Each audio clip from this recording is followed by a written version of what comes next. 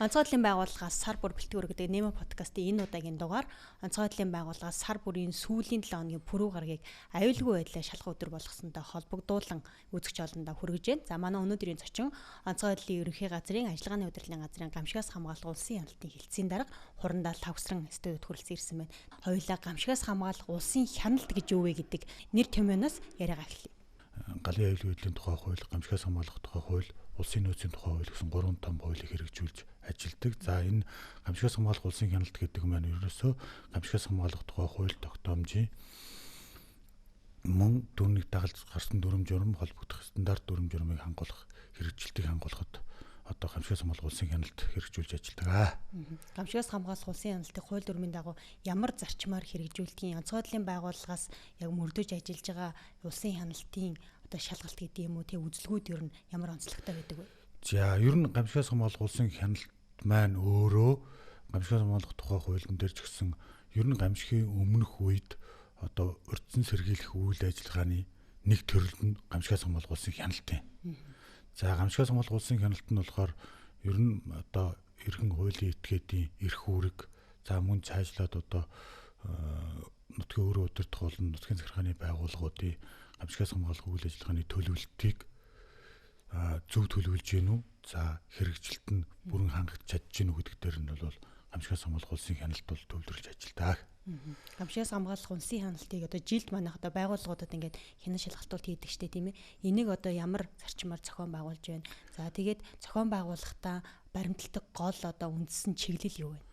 За энэ гамшигаас хамгаалах улсын хяналтыг бол өмнө нь Монгол улсын засгийн газрын гишүүн онцгой байдал хариуцсан шадар сайдаар бол удирдамж төлөвлөгөө батлуулж хэрэгжүүлдэг байсан. За одоо Монгол улсын засгийн газрын хэрэгжлэх газарт хяналт хэрэгжүүлэх газар одоо байгуулагч ажилласнаас хойш бол 2 жилийн өмнөөс бол тухайн жилд одоо галт төмрийн улсын хяналт болон гамшигаас хамгаалах улсын хяналтыг хэрэгжүүлэх одоо аж ахуйн нэгж байгууллагууд болон хуулийн этгээдүүдийн ямар үйл ажиллагаа эрхэлж байгаа чиглэлүүдээр нь бол бид нар бол засгийн газрын тогтоол батлуулдаг. За энэ чиглэлийнхаа хүрээнд бол онцгой байдлын ерөнхий газрын дараагаар бол удирдамж төлөвлөгөө хугацаа одоо график батлуулж бол ажилдаг байгаа.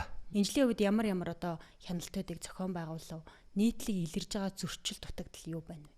За энэ жилийн үед бол олон нийт үзүр үйлчилгээний газрууд за мөн одоо төсвөр төлбөрөх бодис одоо агуулах төсвөр төлбөрөх болон химийн одоо аюултай бодис хадгалдаг агуулгууд за мөн эрүүл мэндийн одоо салбаруудад бол гамшигаас хамгаалах улсын хяналтыг бол хэрэгжүүлж ажилласан.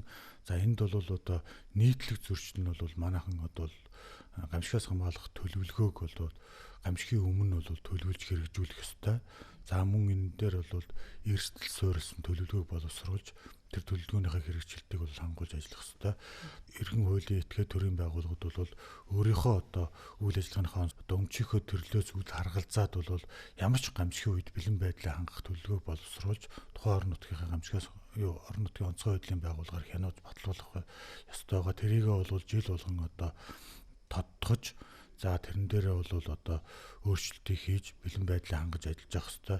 За батлуулсан төлөвлөгөөг манайхан одоо тэгээд тодтгол дээр нь бас анхаардаггүй нөгөөдгийг одоо нэг батлуулаад орхичдаг ч юм уу. Заавал нэг юм тохиолдсон үед нь гаргаж ирээд тодтогдог ийм зөрчлүүд бас нэлийн бас илэрдэг. 2004 оноос хойш гамшигаас хамгаалах тухай хууль хэрэгжигснээс хойш бол Монгол улсын гамшигаас хамгаалах төлөвлөгөөг бол өнгөрсөн 2025 онд бол шинжилж батлуулсан. За энэ шинжилж батлуулсантай холбогдуулаад бол онцгой байдлын байгууллагаас гадна энэ төрийн байгууллагууд, төрийн цэргийн байгууллагууд, за нутгийн өөрөө удирдах байгууллага болон нутгийн захиргааны байгууллагууд бол гамшигын төлөвлөгөөнүүдийг бол үе шаттай шинжилгэхээр бол төлөвлөгөөтэй ажиллаж байгаа. За энэтэй холбогдуулаад бол манай улсын албад онцгой комисс улсын албад мэргэжлийн ангиудын гамшигаас хамгаалах төлөвлөгөөг бол эхний шатанд нь бол шинжилэн боловсруулаад загвар төлөвлөгөө боловсруулан хөрвүүлэн бид нарт ажиллаж байгаа. Энэ төлөвлөгөө яг антаа амьдрал дээр бодит байдал дээр бол яг хэрэгжиж гин үү, үнэн зөв бодиттой хэрэгжиж гин үү гэдэг дээр нь бол гамшигаас хамгаалах улсын хяналтыг бол давхар хэрэгжүүлээд явж байгаа. Гамшигаас хамгаалах төлөвлөгөө гэдэг бол тухайн байгууллагын үйл ажиллагаа гамшигын өмнөх буй таны түрүү нийлээд өрсөн сэргийлэх үйл ажиллагаа хэрэгжүүлэх хамгийн том үндсэн баримт бичиг гэж ингэж ойлгодог. Ер нь аливаа одоо хуулийн этгээч вэ, иргэнч вэ, ер нь гамшигаас хамгаалах тухай хуулийн дээр тодорхой заагдсан эрхтэй, үүрэгтэй. Энэ үүргийнхаа хүрээнд бол хуулийн этгээд бол заавал өмчийнхөө хэлбэрээс үл харгалзаад өөрийнхөө онцлогтой тохируулсан одоо ямар ч одоо гамшигын үед одоо өөрсдийнхөө эрсдлийг үнэлээд тэр эрсдэл дээрээ тулгуурсан төлөвлөгөөг одоо батлуулаад тэгээд тэрэн дээрээ бол одоо байнга тодтгол шинжилгээг хийгээд тэр төлөвлөгөөнийхөө дагуу бол гамшигын нөхцөл байдал үүссэн үед бол яг ажилтдаг ийм тогтолцоороо аль болох шилжээд ажилтдаг. За иргэн мөн ялгаа байхгүй ямар нэгэн гамшиг ослын мэдээллийг бол одоо авсан тохиолдолд шуурхай мэргэжлийн байгууллагад дамжуулах ямар нэгэн одоо үйл ажиллагаанд бол өөрийнхөө чадгаар бол оролцох үүрэгтэй байдаг. Жишээлбэл Хөвсгөл аймагт одоо аймгийн засаг дарга, за сумын засаг дарга ч ингээ холбогдох байгуул дарга нарын шийдвэр гараад хоригдсан замуудыг гаргасан тийм мөсөндөө бүр зорчиж болохгүй гэсэн хоригдсан тэмдгүүд зааврууд гаргаад иргэдүрсэн. Гэтэл одоо юу гэдэг нь тээвэр хийсэн ийм зөрчлүүд бас илэрсэн.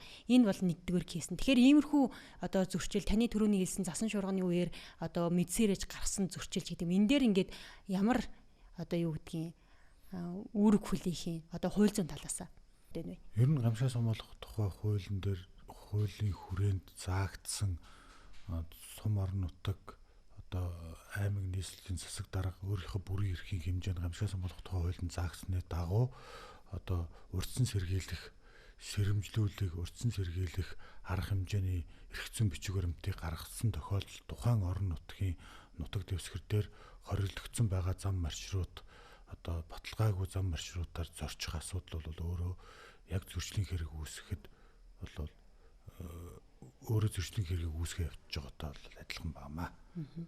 Юун дээр анхааруул урьдчилан сэргийлэх үүсэж болцсгүй эрсдлээс одоо өөрийгөө эд хөрөнгөө тий хайртай хүмүүсээ хамгаалах боломжтой юм бол. Хувь хүний өөрсдийн одоо санамсар болгоомжгүй өөрсдийн одоо хариуцлагагүй байдлаас л одоо өөрийгөө эрсдэлд оруулах нөхцөл байдал үүсэж байгаа.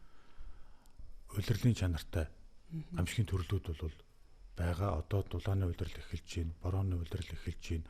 Ялангуяа бага насны хүүхдийг хараа хяналтгүй гол дулааны үед одоо голын ирэг дээр зугаалах ч юм уу, зугаалцтай хүүхдүүдэд хараа хяналтгүй орхих мөн дээр нь бол өөрийнхөө эрх үүргийн хэмжээнд хуулийн заагдсан эрх үүргийн хэмжээнд аюулгүй байдлаа хангах нь бол маш чухал.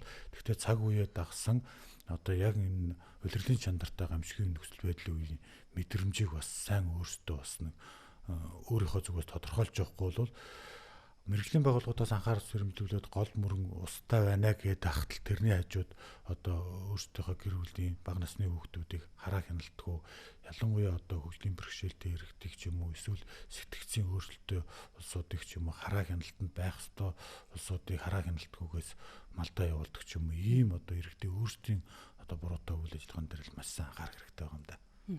Ер нь дүгнээд хэлэхэд та ер нь юу гэж хэлэх вэ? Гамшигаас хамгаалах улсын хяналт гэдэг юмыг зүгээр цөөн үгээр хэлэхэд эрсдлээ сайн тооц, аюулгүй байдлаа сайн хангал гэж хэлнэ дээ. За баярлалаа танд.